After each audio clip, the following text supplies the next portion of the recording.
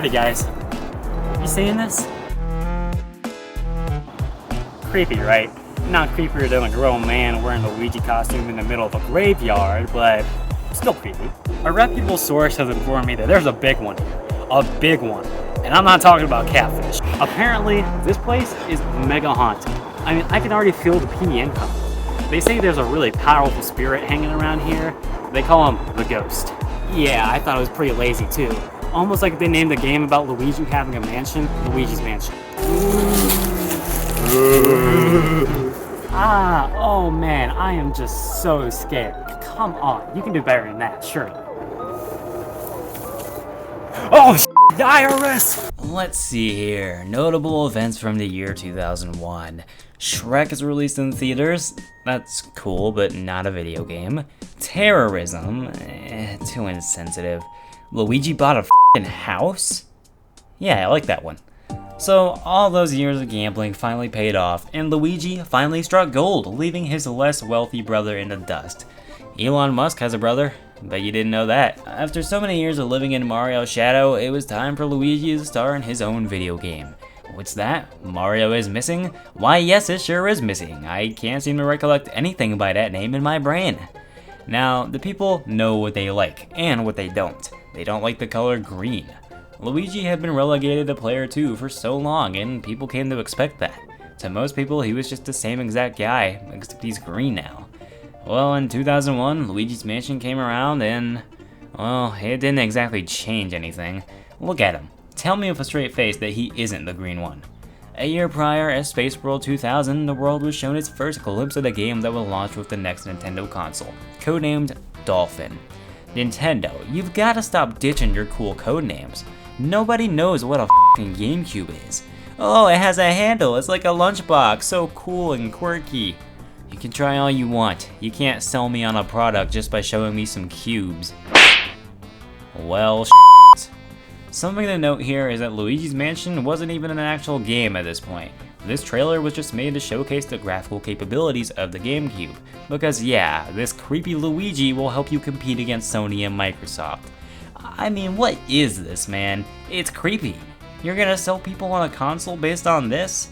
If I were a kid watching this back then, I'd want nothing to do with it. The Zelda trailer also looked pretty cool, but, well, we know how that turned out.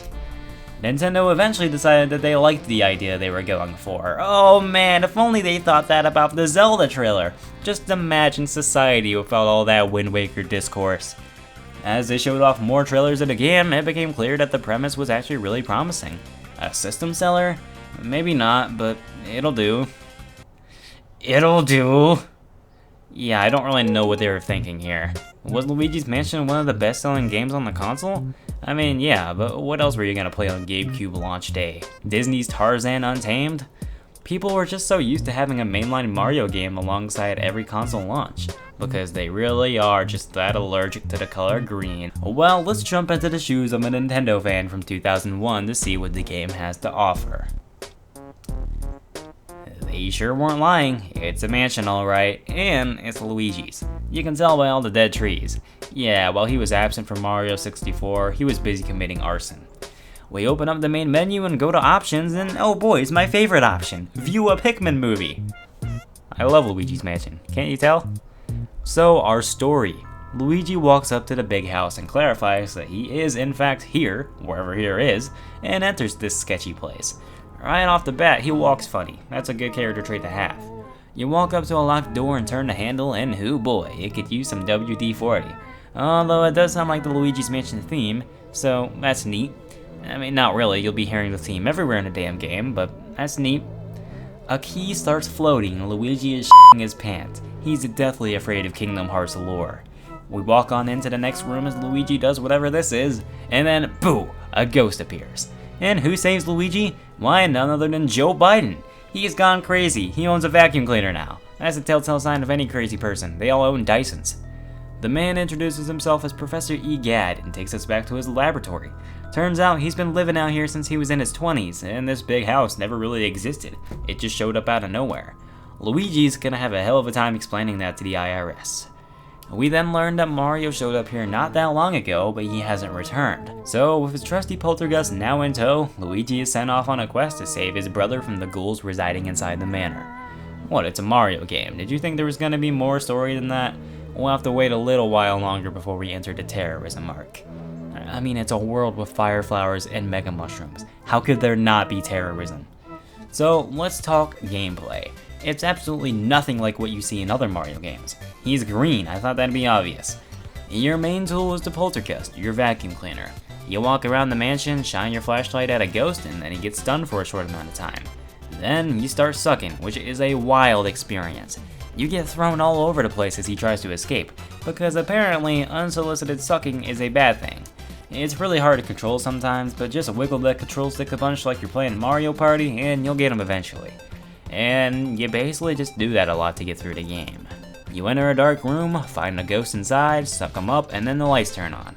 A treasure chest shows up, allowing you to get a key that unlocks another room, or another item that allows you to do something new in another room. So yeah, that's the basic gameplay loop. Which isn't a bad thing. That's actually one of the many reasons I love Super Metroid.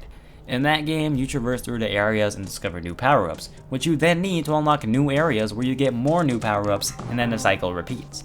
It's an invigorating feeling. You're always working towards something, and I think that's a big reason Metroidvanias are so popular. Am I saying Luigi's Mansion's a Metroidvania? Hell no. It shares some elements, sure, but it's like calling Zelda games RPGs. There are many RPG elements, sure, but it's missing a few things that make it into an RPG. Unless you're playing Zelda 2, I can't really argue against that. That is to say, it might seem pretty repetitive, but I honestly don't mind this little gameplay loop. And there's a few reasons for that. Firstly, the rooms are all unique enough for me to not get tired of the scenery. I mean, this was Nintendo's first showcase in the next generation, they had to make it count. I can hump a statue. However, the big reason I didn't get tired of it was the portrait ghosts. Throughout the game, you encounter many ghosts, but there are a special variety. Boss ghosts of sorts, but not really. There are boss ghosts, just not these. These ghosts reside inside paintings owned by Gadd, but were released when all hell broke loose. So you gotta suck them up and bring them back to Mr. President so we can put them in a machine and get them back into paintings. Turns out, they did the same thing to Mario. That's fucked up, this shit looks painful. Mario must be in a living hell. Anyway, let's talk about some of these ghosts, because I just think some of them are real neat. We have Chauncey, and I lied, this one's actually a boss. He's just a big dead baby. That's a little messed up, but okay. He's a big baby throwing a tantrum who throws shit at you, and you wonder why I don't like kids. In a weird way, this reminds me of a Mario Galaxy boss battle. I'm not saying you can't find boss battles like this elsewhere, but there were quite a few bosses in Mario Galaxy that throw stuff at you that you have to then deflect back at them. King Caliente, Camilla, and the list goes on. We have a fortune teller ghost here. She basically tells us about Mario's missing items, one of the many collectibles. Yeah, okay, let's take a break from the ghost. And like I said, you can find many of Mario's items around the house, like his hat or his gloves. But the big thing is the things certain people are showering in that they refuse to donate to charity. That's right, toothpaste. If it's good for my teeth, it's gotta be good for my skin too, right? Money. There's all kinds of money to collect here. Coins,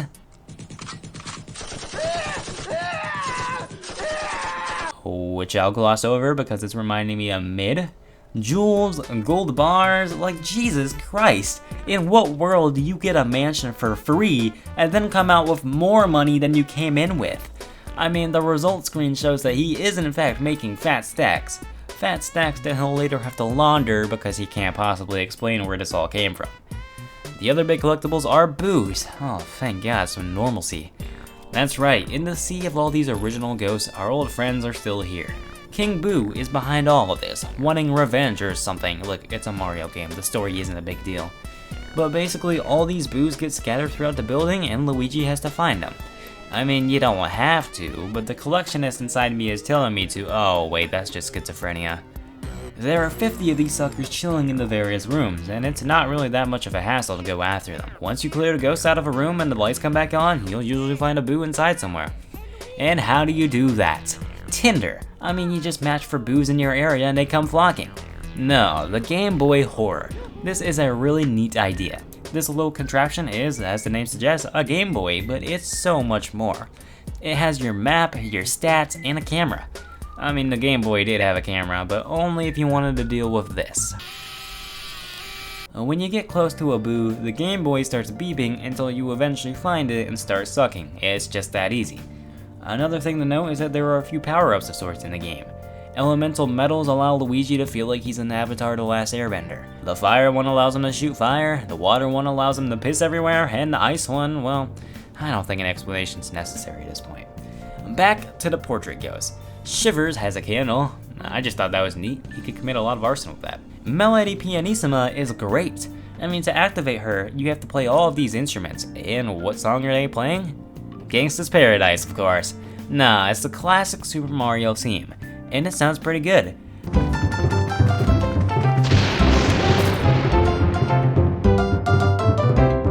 Then, on piano, she can play either the Mario 3 athletic theme or the original Mario underwater theme. Also pretty good. Then, you have a fight where you suck up her sheet music, and that's about it. Kinda like that one part in Doctor Strange. Pretty cool nonetheless. Mr. Lugs is the embodiment of Golden Corral. Oh, what else do you want me to say?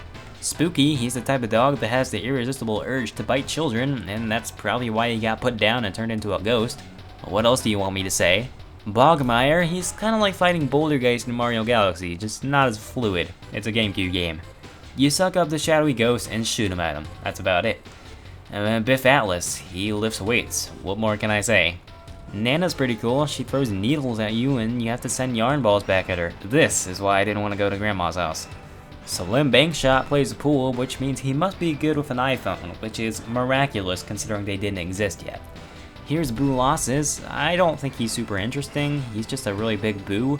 I'm only mentioning him because he's the boss of Area 3. The list goes on and on. You can tell they really had fun giving each of these ghosts different character traits, and I appreciate that. If I was just going around sucking up generic ghosts over and over again, it'd get boring. But luckily, Vincent Van Gogh is here to save the day. In an actual horror game, sure, I get why it being repetitive might be okay, but this is a kid's game. Let's lighten up a bit here. The final battle sees Charlie Day as he takes on King Boo himself, who lured Luigi to the mansion and kidnapped Mario as a revenge for their heinous crimes against him. Alright King Boo, Mario violated the Geneva Convention, I get it, but let's move on, okay? King Boo sucks Luigi into Mario's painting, which transforms into a Bowser painting, where you get to fight a giant Bowser, because this sure is a Mario game. Except Bowser is basically a Gundam that King Boo's piloting. It's not the real Bowser, of course. That being said, Luigi beats King Boo and returns to the laboratory, where Mario gets transformed back into a normal man rather than a painting man. And here we see Luigi, the happiest he's ever been, crying true tears of joy for his long-lost brother. Truly amazing. So, what brings you guys around these parts? Trying to figure out why the ghosts aren't paying their taxes? Well, I'm a lawyer, and I heard there's a big scary ghost out here, and it's my job to make sure people like that stay away from society. I am going to sue him! I don't know why I'm here. I think I just sleepwalked or something. You sleepwalk with a gun? Is that even safe? Well, one time I woke up and there's a shark attached to my leg, and I was in court. He'll be fine. I think that was just the judge, but whatever. I'm looking for that ghost too. I think he might belong to me, actually. You left your kid at the park by himself? I don't think kid is the right word, and this is a really shitty park. Perfect for leaving your kids in. You should try it sometime.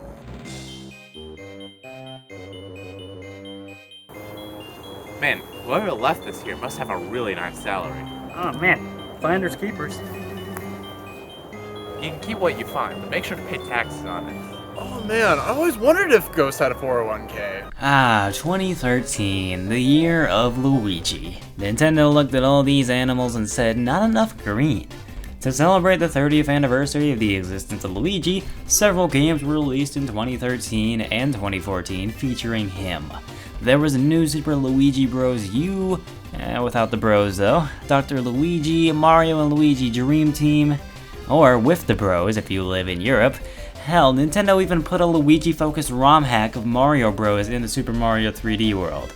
That's not all though. 2013 also saw the release of Luigi's Mansion Dark Moon, March 20th in Japan, March 24th in North America, and March 28th in the PAL regions.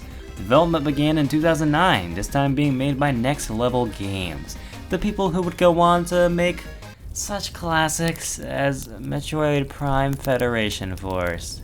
Yay. The original Luigi's Mansion was envisioned as being playable in 3D, and Nintendo's new handheld was seen as a way to fulfill that. I sure hope so. They marketed the entire damn console that way. The game opens showing the Dark Moon, who would have guessed, hovering over the Evershade Valley. Joe Biden, fine, I'll call him by his real name, Professor Gadd is in his lab working with some ghosts.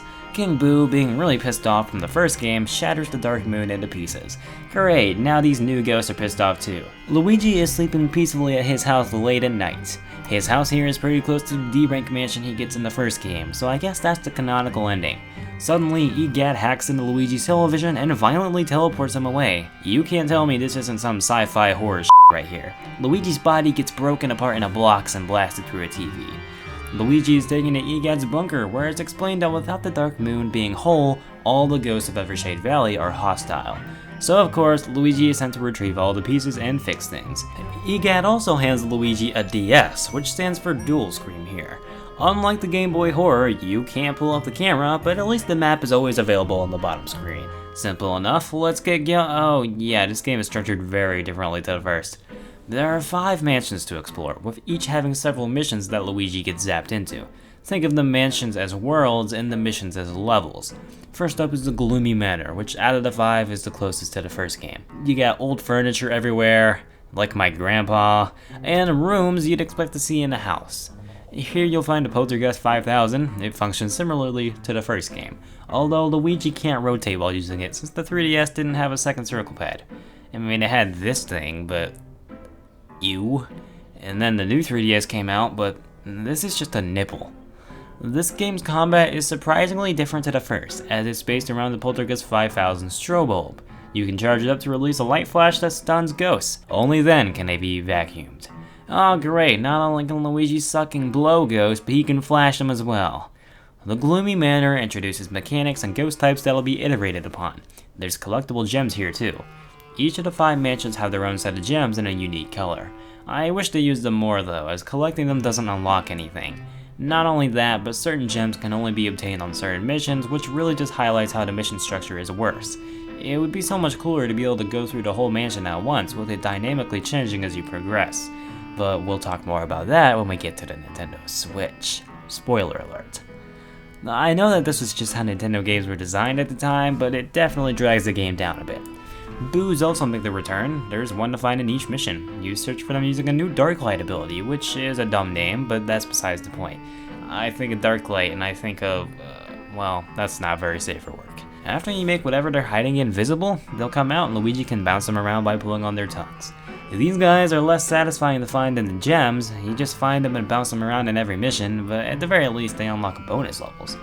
On a positive note, the characters of this game have a lot more, character than they did before. There's so many more animations for Luigi and Gadd showing off their personalities. They apparently modeled Luigi's animations in this game after Mr. Bean. This character is kinda extended to the environment as well. Everything's a lot more cartoonishly exaggerated, with jagged edges and wonky proportions, although I'm sure this was done to make it run well on 3DS. The game looks alright, though it's definitely lost some of the atmosphere the original had. The 5th mission of each mansion ends with a boss battle. Instead of the portrait ghost from the first game, each boss is a possessor ghost that controls objects and creatures. Here in the Gloomy Manor, the boss is a giant spider in the basement. This fight's pretty good, with several small puzzles to complete and push the spider back. The Haunted Towers is next. There's 2 tall buildings with plant life growing everywhere. The missions here are all about trying to open the way to the top of the giant tree in the center. Here's where you'll get a... Yeah, that's a familiar sound. I mean sure, Gadd bugged you a lot in the first game too, but here he feels a lot more frequent. I mean, imagine having someone call you constantly in real life like this. Here's where you'll get a proper introduction to the Polterpup, who is the only new character that actually matters here. This lovable bastard's a cute dog that gets in your way every now and then. You just have to chase him down until you get whatever he stole. The boss here is not quite as impressive as the first. It's a staircase at the top of that tree I mentioned. It hops around the arena and jumps at you. It's easy enough. What isn't easy enough is what's right before it. Look at this staircase. This thing is huge. If you go up the wrong way, you'll slide all the way down and have to fight some ghosts. Next up is the old Clockworks. It's a dusty factory coated in sand with some Egyptian ruins hiding underneath. Now it feels like a good time to mention that the music of each area is the same melody with different instruments. This is fairly similar to how the first game did things, so that's neat. Some unique enemies are introduced in the form of these mummies. They stumble and charge at you, and compared to everything else in the game, they're surprisingly unsettling. That is, until you take off their wraps and realize they're just standard greenies. The boss here is possessing this giant clock, with different enemy gauntlets spawning based on the hour. The fourth mansion is the Secret Mines, which is probably the best one in the game. Up top it seems like just a small cabin on a cold mountain, but underneath it is a gigantic mine and chasms for Luigi to travel across. Weird fuzzball creatures are introduced here, and old enemies get harder variants as well. Unfortunately, this is the shortest world in the game. Every other mansion has 6 missions, and this one just has 5. The boss is a gigantic ice-faced creature thing being possessed. Luigi rides after on a ski thing with a bomb cannon attached to it that he shoots in first person, and just, what is going on here? This part of the game plays very differently to everything else. Some people absolutely hate it, some people love it. The final mansion in the game, the Treacherous Mansion. Fun fact, the developers took a page out of Kirby's book and had the first letters of each world spell out something. Here it spells ghost. They even localized the name, it spells out ghoul in other regions. Despite the name, this place is not a mansion, but rather a museum. The first floor has 4 exhibits that are based on the 4 previous areas. There's a medieval kitchen, an Ice Age arena, a jungle, and an Egyptian exhibit. It's at this point in the game that Gadd reveals that King Boo has kidnapped Mario in a painting. This is an extremely obvious reveal that was extremely obviously hinted at throughout the game, and I'm only mentioning it now because I thought it would be funnier this way. The first game didn't have much plot, but at least they didn't drag it out in painful ways like Dark Moon. Anyway, the Treacherous Mansion actually has a mini-boss level against this Big Boo. This is not Boolossus, despite the fact that it's very similar to Boolossus. Following that is the mission Paranormal Chaos. In it, King Boo opens a portal that summons ghosts all throughout the Treacherous Mansion. If the ghosts are allowed to remain for too long, the portal will destroy the fabric of the entire dimension. Oh, Jesus, sounds like when I go to Denny's. It's an intense level and one of the highlights of the game, rushing from room to room under a time limit and facing gauntlet after gauntlet of ghost encounters. After this is Stop the Nightmare. The final possessor ghost controls 3 different suits of armor, and you just need to make them trip. You suck up the rug out from under them and they fall. It's like the world's least creative prank. There's another phase though. The ghosts control an absolutely gigantic knight that you still need to make trip. Anyone else getting the Shadow of the Colossus vibes from this? The final piece of the Dark Moon is recovered, but King Boo intercepts when Luigi is teleported, sending him to the actual final boss. There's no Gundam Bowser this time. Instead, King Boo uses a variety of attacks on this platform and sometimes sends you into one weird house that acts as an auto-scrolling segment. After King Boo is defeated, the Dark Moon is restored. Mario is released from his painting, and Luigi adopts the Polterpup. Isn't that sweet? I mean, not really, he's dead. He's a dead dog, you cannot change that fact, but isn't that sweet? That's not all though, there's more to Dark Moon than the main story.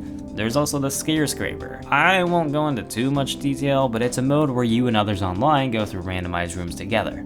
It's an alright time, but not anything too special in my opinion. Oh, and there was also a Dark Moon arcade game exclusive to Dave & Buster's of all places. It's a fairly standard rail shooter that takes you through locations from the game, although instead of shooting a gun, you're vacuuming ghosts.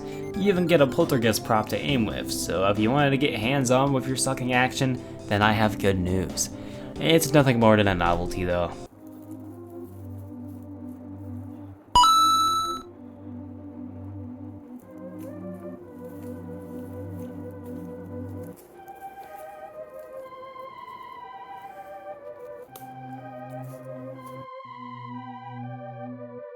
Ooh, free spaghetti!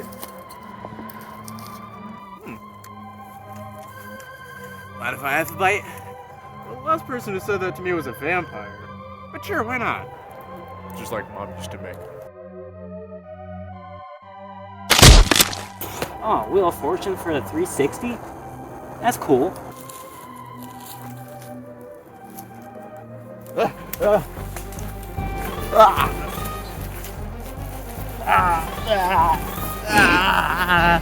Hey, should we help him?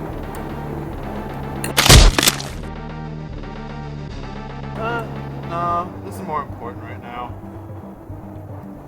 Oh boy, it's March 2018 and I'm having a sudden hankering for a brand new Luigi's Mansion game.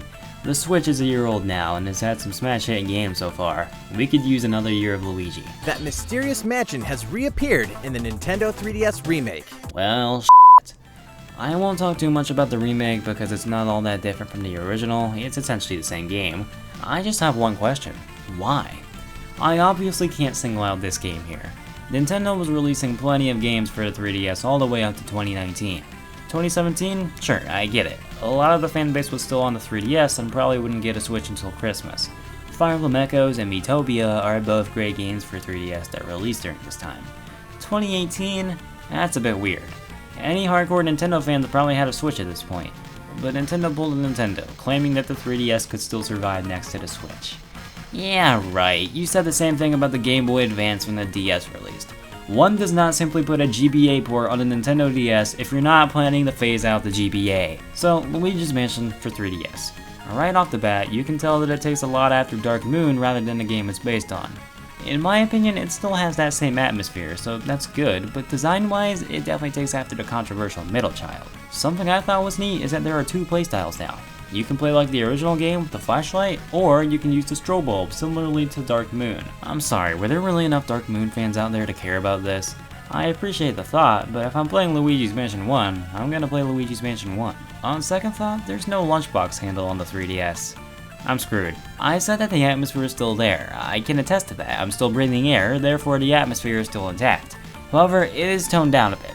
All of the rooms are brighter than they were in the original game. Does it matter to me?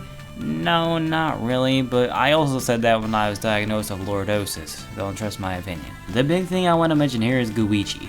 Alright, I mentioned it. We can leave now. I don't know what the hell Luigi is, but I hate the sound of it. If you ever wanted to play Luigi's Mansion with two players, this is how you do it. One player is Luigi and the other is Luigi. Except I never wanted to play with two people. These rooms are tiny. Why would I ever want to do that? Bottom line is, if you're seriously gonna die if you don't find a way to play Luigi's Mansion, this is a serviceable remake that should satiate your lust. But if it matters that much to you, just get some damn Marlboros, that's probably healthier for you. It's September 2018 and it's time for another Nintendo Direct. We start off with some Luigi's Mansion. It's a 3DS game, whatever. Wait, these graphics. Something's not right. This isn't a 3DS game. It's the resurrection of Christ. And on the third game, Luigi rose from the dead and graced the world with his presence. This was the chance for redemption.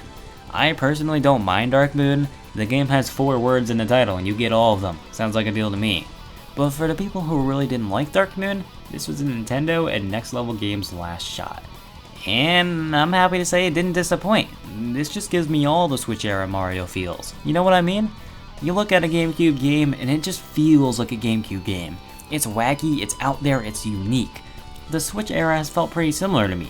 The Switch isn't the most powerful console in the world, but they know what works. They put so much personality into these games. Until things went a little downhill with half-baked games that are lacking content at launch. But that's a whole nother topic. You boot up Luigi's Mansion 3 and you know you're in for a good time. There's just so much character oozing out of the first cutscenes alone. And that's because there's, well, I would have guessed, characters. You can feel the personalities in these characters in a way we usually don't. Just watching Luigi interact with other people and his silly ways of investigating things adds a nice touch to the character we already knew he was. Peach is still Peach though. You can try all you want, she's just a blank slate every time. I might as well be talking to a piece of cardboard. The story itself isn't anything too extraordinary, but it's got that aforementioned charm all the way through. Luigi, Mario, Peach, and the Toads take a trip to this huge hotel for a vacation and everything seems hunky-dory here. Except not really. I mean, the staff is obviously evil. I mean, just look at the boss. She's purple. Purple guy! Once Luigi reaches his room, he promptly conks out. He wakes up and finds the hotel now has a quite spooky atmosphere, and he's met by Gravely, who reveals that she's an absolute simp for none other than King Boo, who's trapped all Luigi's pals and paintings. Why am I surprised? Luigi gets chased by him and jumps into the trash chute. He finds Gadd's car and decides to commit Grand Theft Auto, stealing the brand new Poltergust inside. The Poltergust... goo.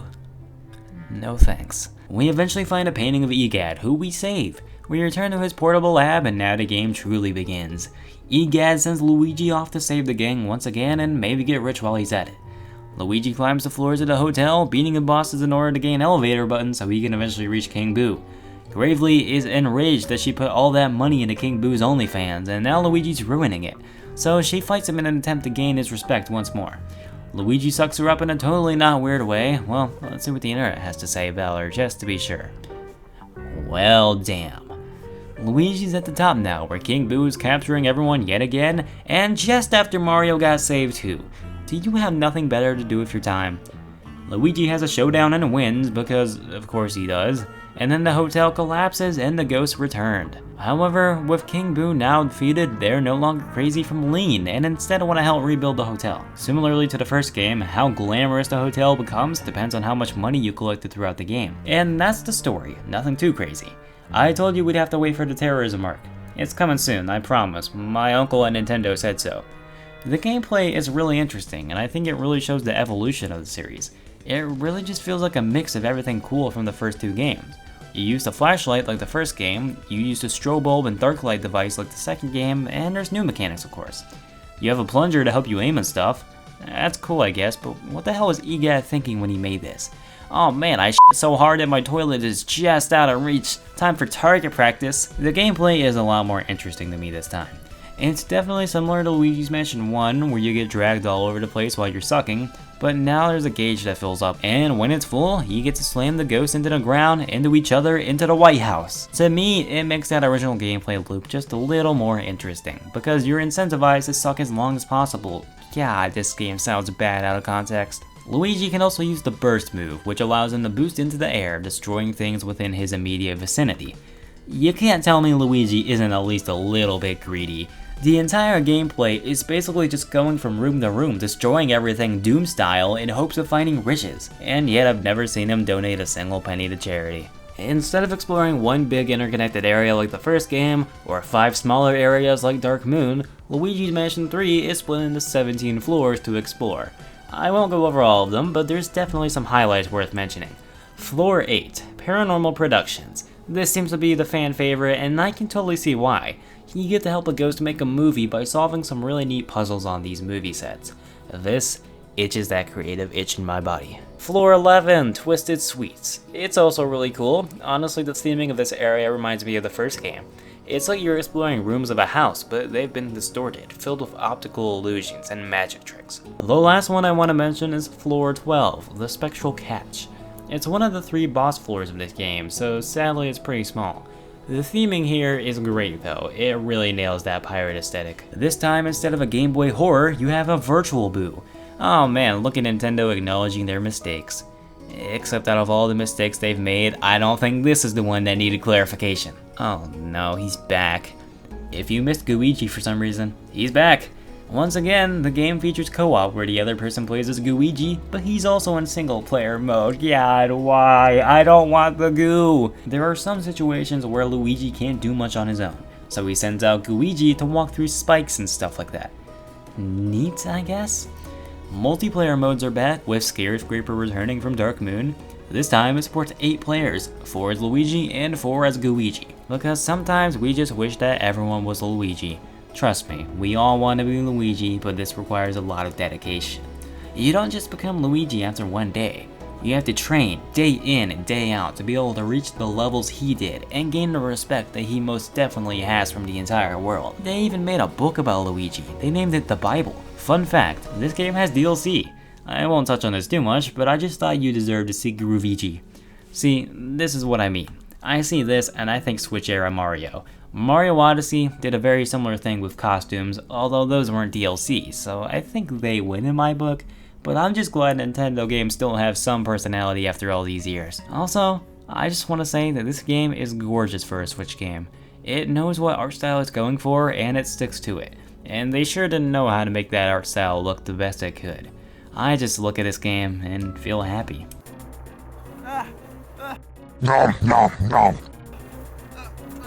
Nom nom nom nom nom. King Boo? Is that you? No, I think that's just Satan.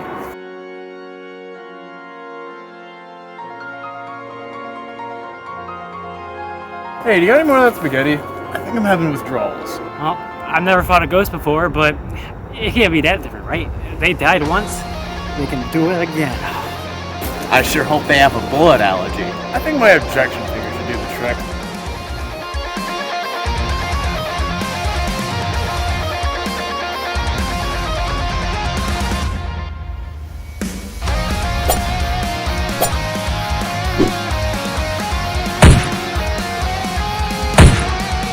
Objection! Take that!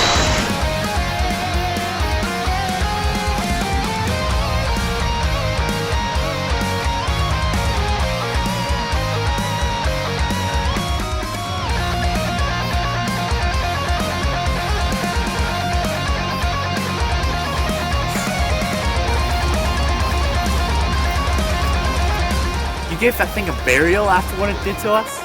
Look, I just kind of regretted what we did to him. I mean, I think he was just trying to protect us.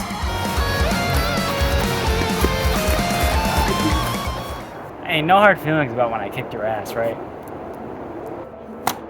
Wow. So I felt like I had my own personal stand or something. Neat. And when did you learn how to do that with your arms? I'm a really good lawyer.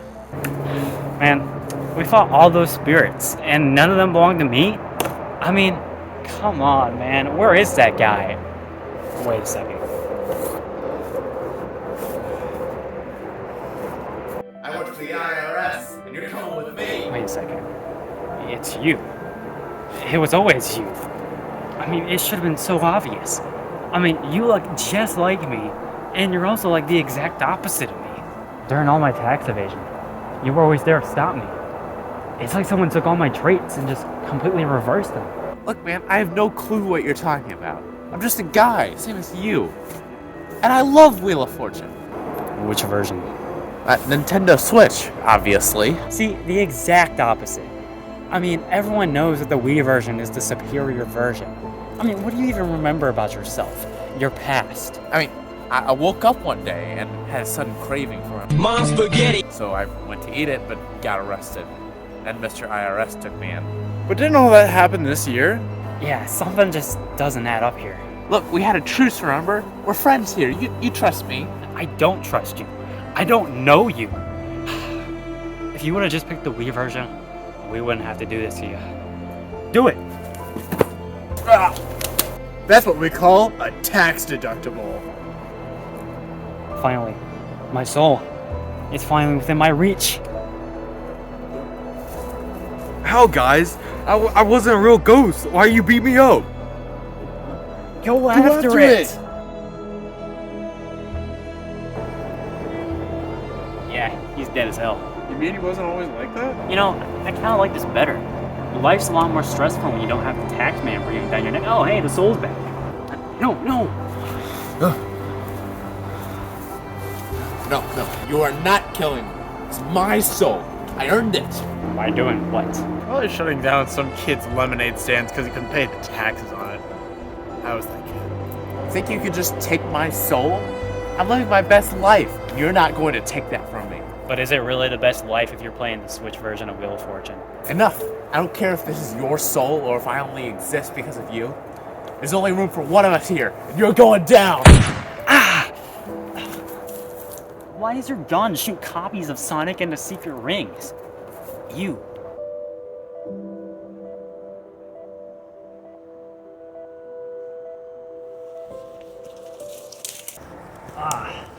Man, that was crazy. You wanna go to Waffle House? Sure.